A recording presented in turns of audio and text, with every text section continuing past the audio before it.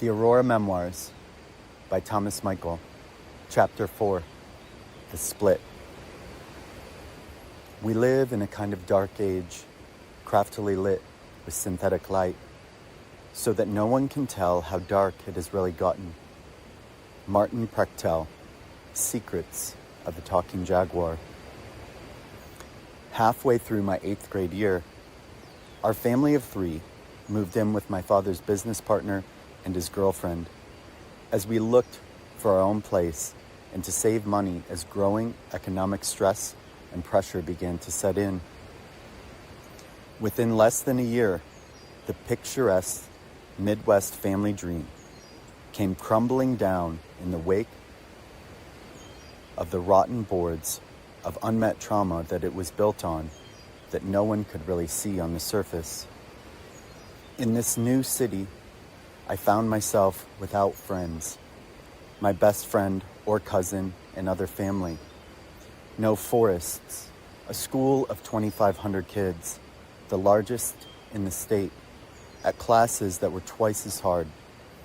I quickly went from above a 4.0 to barely making it above failing grades, from teachers that loved me to ones that singled me out and put me down. A group of friends that would eventually become prom king and queen, to the lunch table that no one wanted to sit next to.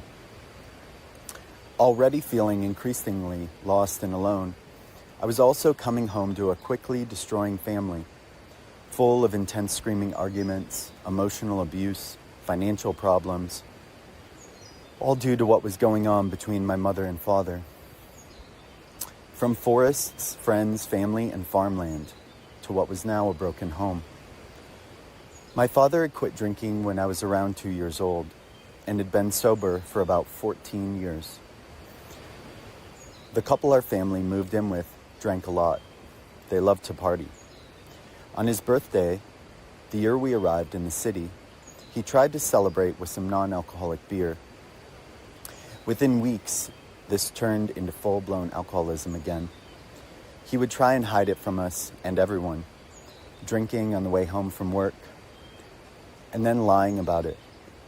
I could tell my mom was getting afraid, because she had known him before he quit. She recruited me to help her discern if he had been drinking or not. My 14-year-old self was forced into becoming a military-grade lie detector.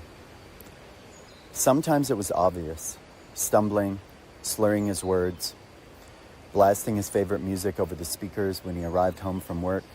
Sometimes, when he would drink less, my ability to psychically and intuitively discern had to hone to a razor.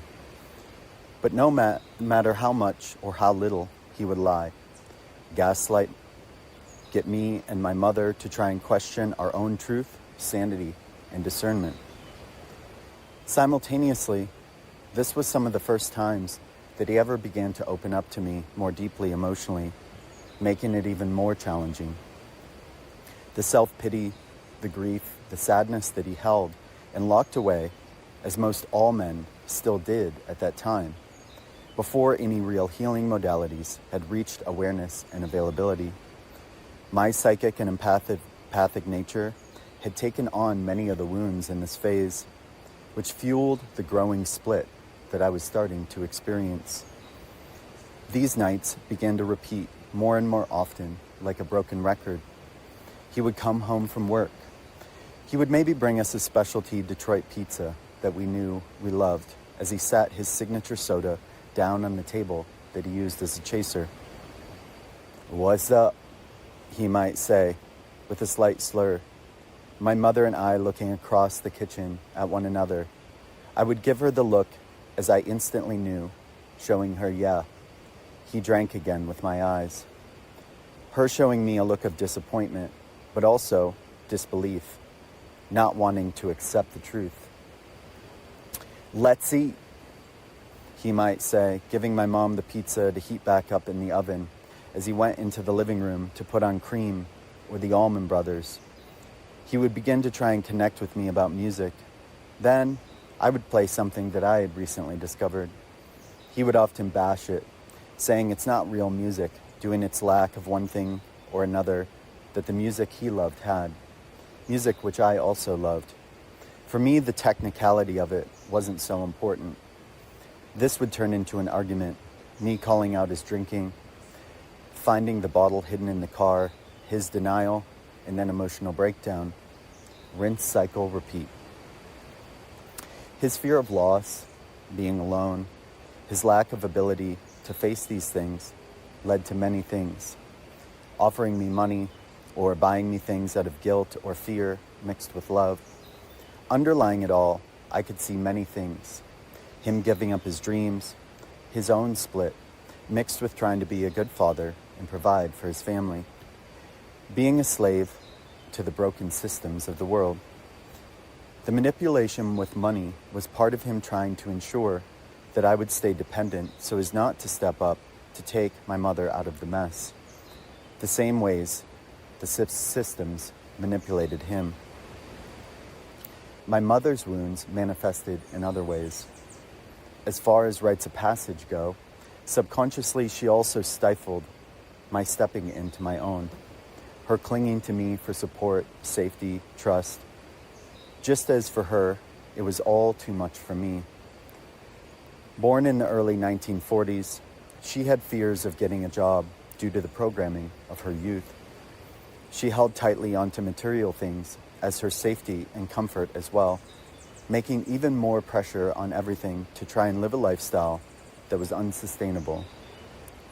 My mother loved me so dearly, unconditionally, just trying to love, give, and nurture me with everything in her power.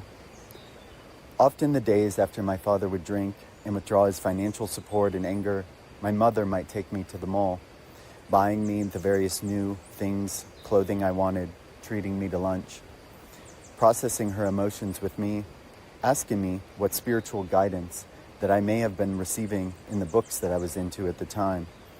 I could feel she looked into me as her spiritual guide. A teenage boy trying to find himself in a new type of world that he couldn't get his footing in, trying to protect his mother, but also bonding to her trauma in the process. In many ways, my parents pitted me against one another, trying to both reel me into their sides of things, their wounds, their plans, their pains. I often felt hopeless and powerless and caught in the middle. In these years, my parents both began to lose their own support systems as well. My mother losing her mother, the one who I also deeply learned from, the trees, the Celtic heritage. My father lost both his parents as well. This led me even deeper into trying to help them, and yet storing anger and grief as the child who needed them. So I took much of it on. I used to think to myself, would my father be drinking if he hadn't had to take on the pressures of having a child? Would my mother be free from all this if she didn't need to support me and take care of me? I began to numb and seek deeper answers for it all. I felt lost, confused, without anyone to turn to. But in some ways, God never left me through this initiation. I let the ember guide me through the longing, following its invisible threads. The things that continued to feel connected to home, that fueled the fire within my heart, the music, and the threads that resonated from Castaneda, and even the discrepancies of the Bible. Some of the only things in this crumbling world of mine that felt like they made sense. As we finally moved into our own place across town as high school began, the trauma loop cycle more deeply set in. We moved in next door to a house with a family with older boys who regularly had parties. One day, they asked me if I could hide their drinks for the party in my house. If I did, I could come and hang out during the party. Feeling the excitement of making new friends group and being included, I did it for them. Later that night, I headed over with the drinks, and of course, I was the hero of the party. This quickly spiraled into me at this house or on my own, partying often. Not too long after, I would try smoking weed for the first time. I discovered new music, new culture, older friends in the in crowd, and begin taking on the necessary roles and identities that came along with it. My deeper, more personal shamanic initiations began to flourish in some ways with the advent of the internet. My parents had gotten their first desktop computer years ago. I can't forget when we finally got a laptop in our house for the first time with real internet. I felt like a kid in a candy store. I began doing searches online for topics I had no idea how to find books on. In these times, I finally found friends through music, school band, eventually bands with new best friends practicing out of my home. I tried to rectify this growing split in myself by seeking role models in music, diving into the biographies of musicians I loved. Jim Morrison's No One Here Gets Out Alive, Bob Marley's Catch a Fire, and Hendrix as well. As I looked into their lives, they too seemed to have this split. Morrison's wild Dionysian partying, his trips with peyote in the desert, bringing voice to these things through his music and poetry. Bob Marley's Rastafari traditions, uniting the people under love. The life of Jimi Hendrix, subtly hearkened of Aurora, as he spoke of seeing colors of the music as he composed them with synesthesia. These were the closest things I could find to people exploring both the realms of the shamanic, the psychedelic, the mystical, while also bringing these things into popular music, things that also connected with my friends. It was as if, through the books and the musical heroes, I was seeking the missing aspects of my father, and through the medicines, my mother. The laptop and the internet allowed me to follow these invisible threads and strings down two main paths. The plant medicines, the spiritual, their pioneers, but also conspiracy theories. I discovered Erowid, an online library of all things entheogenic, psychedelic, psychonautic, and philosophical. It led to a deeper curiosity in the power plants Carlos Castaneda spoke of, through pioneer writers like Terence McKenna, Alan Watts, Gordon Wasson, Martin Prechtel, even the first archives of Tibetan sutras and doctrine that were transcribed into English. As I read these authors, I remember feeling, wow, there are others like me, others who feel and see the things I see, others on this quest. I would listen and read for hours any chance I got, their audios, their books. By my sophomore and junior year, I was rotating partying and keeping up with my friends and social life, with being buried in books like Terence McKenna's The Invisible Landscape, outlining experiments on the I Ching and the end of time, while also chanting advanced Buddhist mantras in my head in between classes. Movies like The Matrix, and researching the lyrics of Rage Against the Machine after discovering through them the soundtrack. The concept that this was all a simulation or an illusion spoke to some of the threads in the spiritual material, but also connected to something different as technology became a bigger part of my life. I began to research the band's lyrics. I remember reading them over thinking, wait, so there are people that don't trust the government? Having a father who had met the president and coming from a background of watching so many action movies, I found this striking. I began to comb the internet, researching the band, what they were involved in, which naturally led me down many deep rabbit holes. The darker side of these conspiracy theories also brought in a flavor of nihilism that was potentiated by the growing unmet trauma happening all around me, the fake self that I was adopting, and the city's disconnection from nature. A sort of virus that took hold in growing years and years to come. Some of these things my very closest friends in my band were into with me. But similar to the past, some parts were just too deep, too out there, and not cool enough. The speaking in tongues, the light language, I still had some books that I loved from the Way International we studied when I was young. Something in it still called to me. Sometimes I would speak in tongues as I felt it connected me to God in Aurora. A couple times I spoke with my friends about these things, but because of its Christian nature, it wasn't really cool enough. So I buried it to try and fit in. I can still remember the first time I really took psilocybin mushrooms. Some friends of mine and I decided to go out camping on some vacant land and one of my parents had owned.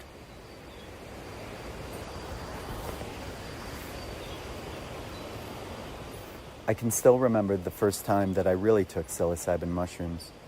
Some friends of mine and I decided to go camping on some vacant land one of their parents owned, surrounded by forest. We arrived, setting up our camping spaces for the evening, and divided up our portions. Everyone had various things that they wanted to do as the onset began. I had brought my djembe hand drum and wanted to experiment with drumming and bringing myself into a shamanic trance state. I walked off into the trees with my drum, intuitively finding a place that felt right, far enough away from others that I wouldn't be bothered for a bit. I began to just breathe with the trees, with the drum, listening. As I began to feel the shifts and changes of the medicine, I started to move my hands intuitively, playing a fairly simple rhythm over and over.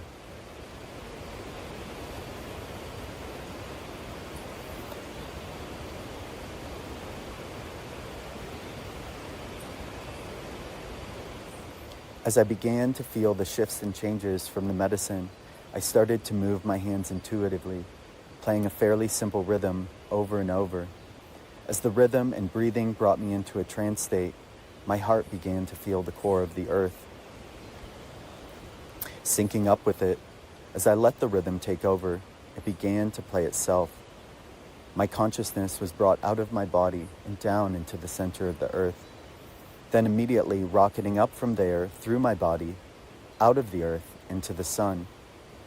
This triggered my memories of consciously incarnating once again. My consciousness rode the light down towards the earth, but instead of coming up and back into my body, it hovered up above the earth. And yet part of me remained aware of being in my body.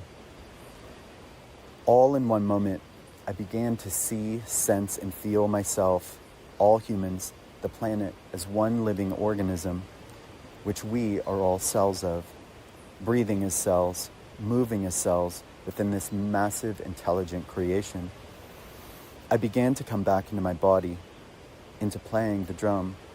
I sat in awe and wonder at what I had just witnessed. After being with it for some time, I walked back to try and explain it to my friends. They were also now very taken by the medicine.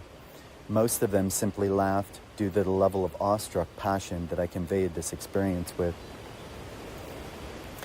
Due to the rich depictions of the culture in Jack Kerouac's Desolation Angels and others, some part of me idolized California. It felt like it might be the one place on earth where who I was becoming could actually fit, where I could live the life I wanted.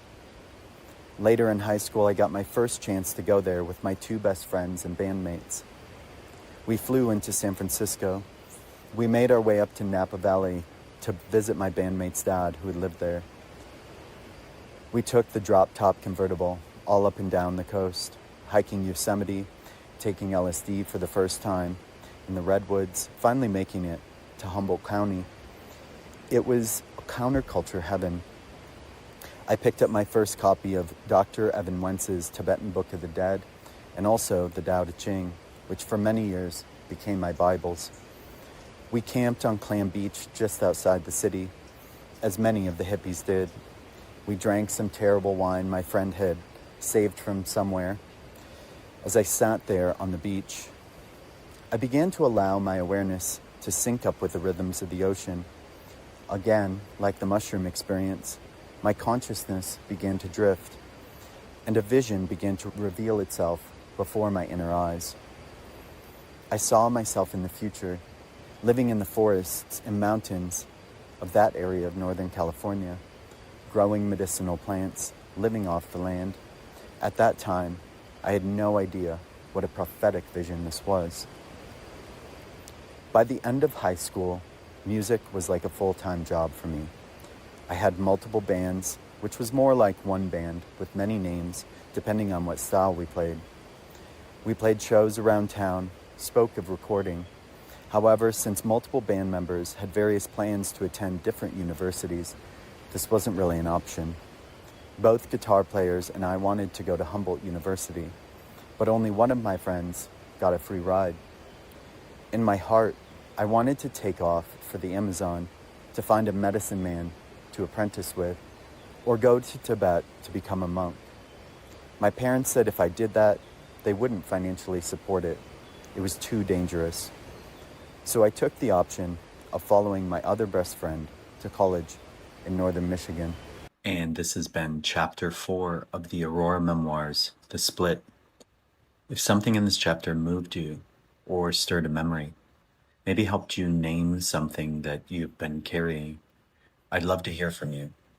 Leave a comment on Substack or come find me on Instagram at Aurora_Thomas_Michael. The Aurora Memoirs lives first on Substack at theauroramemoirs.substack.com, where paid subscribers receive early access to each chapter, behind-the-scenes reflections, and the full written text to read alongside the audio. If this work has found you at the right moment, consider becoming a paid subscriber and helping me keep writing it. If you know someone who might need to hear this chapter, someone who grew up carrying too much, or who went looking for God in books and forests and medicine, share it with them. That's how this work finds the people it's meant for. Until next time, maybe I'll see you on the mountain.